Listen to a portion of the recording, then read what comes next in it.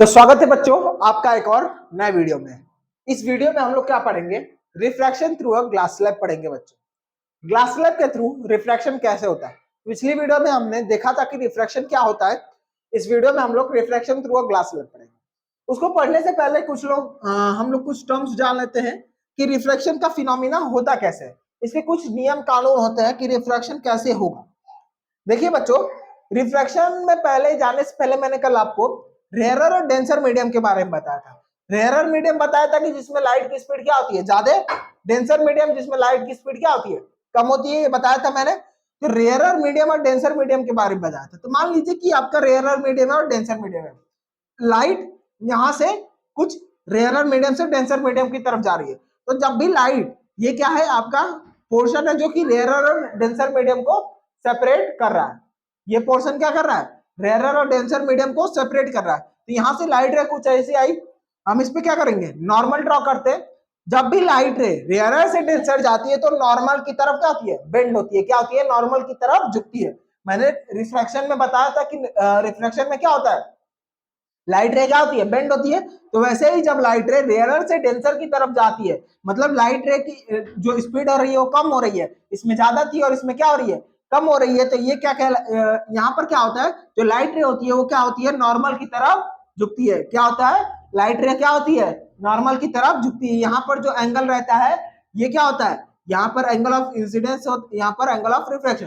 तो जो एंगल आई रहता है वो बड़ा रहता है एंगल आर से। इस बात को आप लोग ध्यान दीजिएगा। मतलब जो लाइट रे होती है वो किधर झुकती है, नॉर्मल की तरफ झुकती है। दूसरा केस आता है डेंसर से जब रेयरर जाता है। जब लाइट रे क्या होती है, डेंसर से रेयरर जाती है तो क्या होता है, जो लाइट रे रहती है वो क्या होती है, जो लाइट रे रहती है वो क्या होती है, आपका नॉर्मल से दूर भागेगी। ये आपका मीडियम है जो दोनों को सेपरेट कर रहा है, डेंसर और रेयरर का। तो यहां से हमने नॉर्मल ड्रॉ कर लिया और ये जो लाइट रे रहेगी वो क्या होगी, नॉर्मल से दूर भागेगी। यहाँ पर आप लोग देख सकते हैं डायग्राम द्वारा कि जो लाइट रे क्या हो रही है, नॉर्मल से दूर भागती है। तो इसमें जो एंगल आई रहता है वो छोटा रहता है एंगल आर से। ठीक है, एंगल आई और एंगल आर क्या रहते हैं, एंगल आई से छोटा रहता है एंगल, सॉरी एंगल आर इसमें क्या रहता है, बड़ा रहता है और एंगल आई छोटा रहता है। जब भी लाइट रे क्या होती है, डेंसर से रेयरर जाती है तो इसमें जो लाइट रे रहती है वो नॉर्मल से आपकी दूर भागती है। तीसरा इसमें कंडीशन क्या आता है कि जब लाइट रे क्या होती है, नॉर्मल पे ही गिर जाए। जब लाइट रे क्या हो, नॉर्मल पे गिर जाए तो ये बिना बेंड किए हुए सीधी निकल जाती है। ये बिना बेंड किए हुए सीधी निकल जाती है। तो इसमें एंगल आई क्या होता है, जीरो होता है और एंगल आर भी क्या होगा, जीरो होता है। जब भी लाइट रे नॉर्मल पर गिरती है तो क्या होगा, लाइट रे क्या होती है, सीधी बिना बेंड किए हुए निकल जाती है। ठीक है, तो ये कुछ केस थे, हमें पहले जानने चाहिए थे कि जब एंगल ऑफ जब रिफ्रैक्शन होता है तो रेयरर से डेंसर में कैसे होता है, डेंसर से रेयरर में क्या होता है, कैसे होता है, और जो लाइट रे सीधी जाती है तो उसके लिए क्या होता है। जब भी लाइट रे सीधी जाती है तो क्या करती है, बिना रिफ्रैक्शन किए हुए, बिना बेंडिंग किए हुए वो सीधा पास करते हुए निकल जाती है।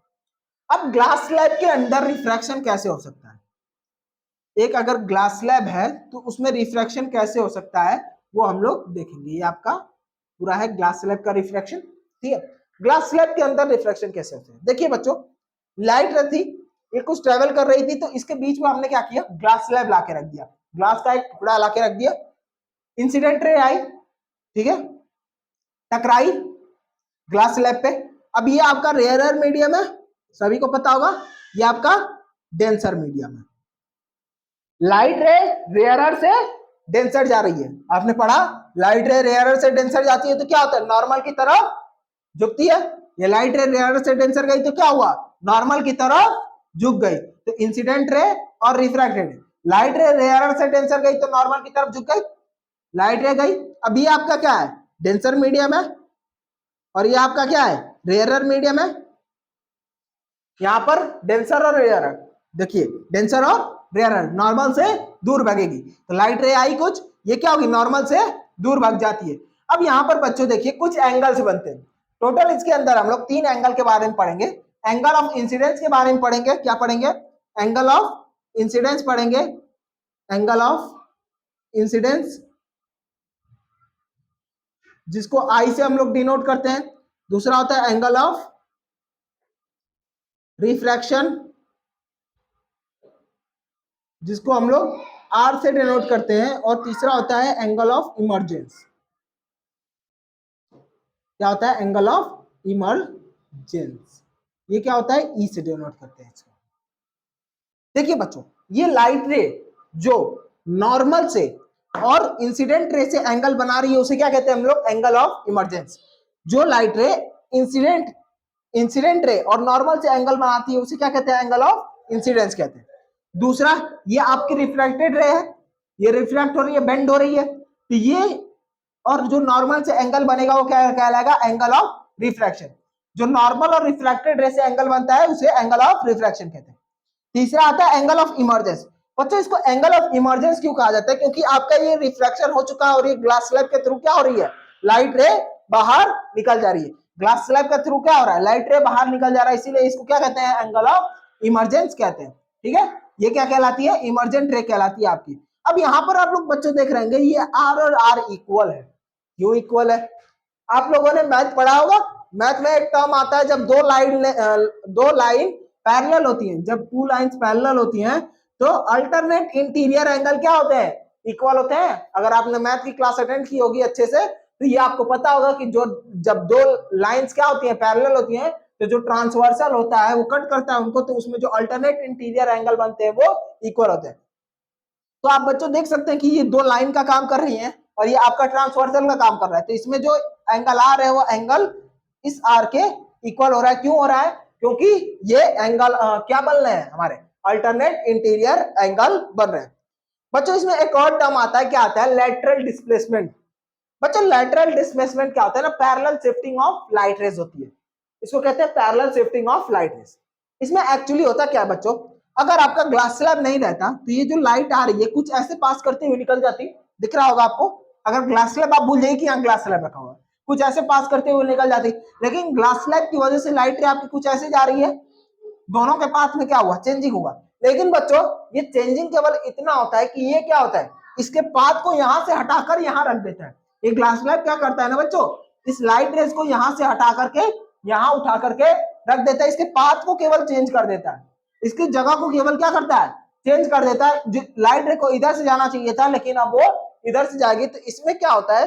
आप एक चीज कह सकते हैं कि एंगल आई भी क्या होता है? एंगल ई के इक्वल रहता है। जब ये दोनों लाइंस पैरेलल होंगी एक दूसरे की तो एंगल आई भी क्या होगा? एंगल ई के इक्वल होता है। क्योंकि बच्चों देखिए यहां पर क्या हो रहा है ना कि ये जो ग्लास स्लैब है ना, ये इमर्जेंट रे को केवल ये जो लाइट रे निकल रही है, अगर ग्लास स्लैब नहीं होता तो ये लाइट रे कुछ यहां से जाती, लेकिन ग्लास स्लैब की वजह से ये लाइट रे कुछ यहां से जा रही है। तो ये जो लाइट रेज होती है ना, ये एक्चुअल पाथ होता और ये रिफ्रैक्शन के कारण पाथ है। तो ये दोनों आपस में क्या होते हैं? हमेशा पैरेलल होते हैं। इसी को हम लोग क्या कहते हैं? लेटरल डिस्प्लेसमेंट के नाम से जानते हैं। क्योंकि इसमें क्या होता है? केवल लाइट रेज आपस में पैरेलल शिफ्ट हो जाती है। लाइट रेज क्या होती है? पैरेलल शिफ्ट हो जाती है। तो यही था लेटरल डिस्प्लेसमेंट। को ध्यान रखिएगा, बहुत इंपॉर्टेंट टर्म है बच्चों। लेटरल डिस्प्लेसमेंट एक्चुअली होता क्या है? केवल parallel shifting of light rays. आपका ग्लास स्लैब क्या कर रहा है? इस लाइट रे को पैरेलल शिफ्ट कर दे रहा है, मतलब केवल थोड़ा सा इधर घिसका दे रहा है। इसका पाथ कुछ ऐसा होना चाहिए था लेकिन इसको घिसका करके थोड़ा सा इधर कर दे रहा है। तो यही था बच्चों refraction through a glass slab. इस वीडियो के लिए इतना ही। नेक्स्ट वीडियो में हम लोग स्नेल्स लॉ के बारे में जानेंगे कि स्नेल्स लॉ क्या होता है। Thank you.